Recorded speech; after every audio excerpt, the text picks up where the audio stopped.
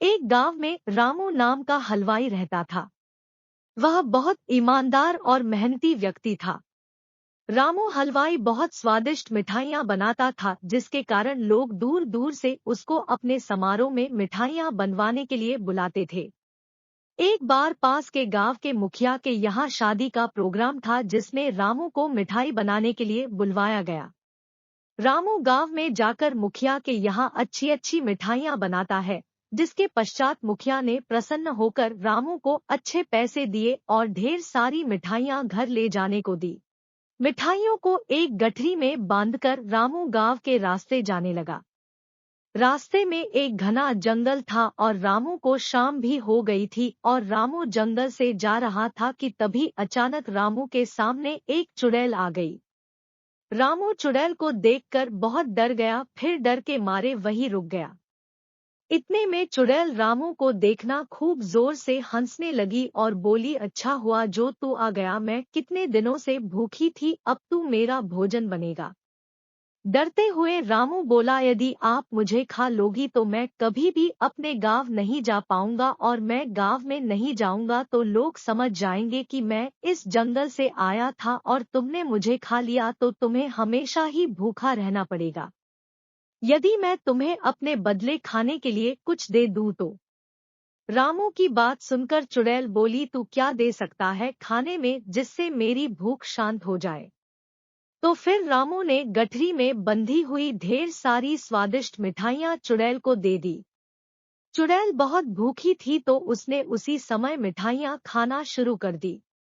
मिठाइयाँ खाकर चुड़ैल बोली, यह मिठाइयाँ बहुत स्वादिष्ट है और मुझे बहुत अच्छी लगी, इसलिए मैं तुम्हें जिंदा जाने दे रही हूँ, लेकिन मेरी एक शर्त है कि तुम मुझे आगे भी मुझे इन मिठाइयों को ला कर दोगे।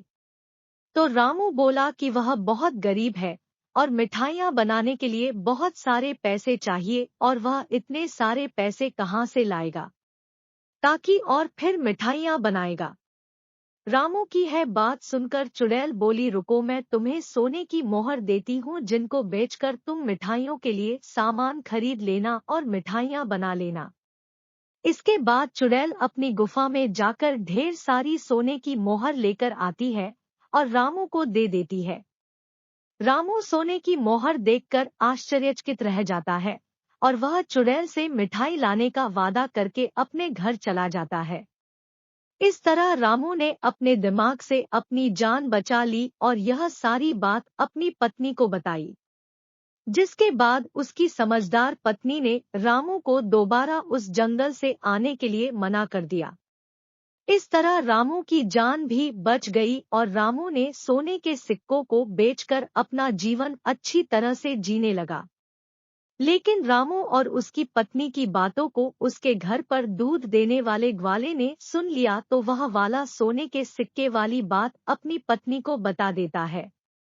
ग्वाले की पत्नी बहुत लालची थी, तो वह बोली कि आप भी जंगल में मिठाइयाँ लेकर जाना और चुड़ैल से सोने की मोहर लेकर आना। फिर वह ग्वाला जंगल में जाने को तैयार हो जाता है। दूसरे दिन ग्वाला खूब ढेर सारी मिठाइयाँ लेकर जंगल जाता है, जहाँ उसकी मुलाकात चुड़ैल से होती है और वह अपनी जान के बदले चुड़ैल को मिठाइयाँ दे देता है। फिर चुड़ैल ने उसे अपने चुड़ैल उसे भी पेड़ के पास बनी अपनी गुफा से सोने के सिक्के लाकर दे देती है। ग्वाला भी सोने के सिक्के लेकर बहुत खुश होता है। जिसके पश्चात ग्वाला सोने के सिक्के लेकर घर आता है तो वह अपनी पत्नी को बताता है कि चुड़ैल ने एक पेड़ की गुफा से उसे सोने के सिक्के ला कर दिए थे। जिसके पश्चात ग्वाले की लालची पत्नी ने कहा कि वह पेड़ को काटकर एक ही बार में सारे सोने के सिक्के निकाल ले। अपनी पत्नी के अनुसार ठीक वैसा ही ग्वाले ने किया, लेकिन पेड़ को काटते हुए देखकर चुड़ैल बहुत गुस्सा हो गई और उसने वही ग्वाले वही को मार दिया। इस प्रकार ग्वाले ने अपनी लालची पत्नी के कारण अपनी जान गंवा दी।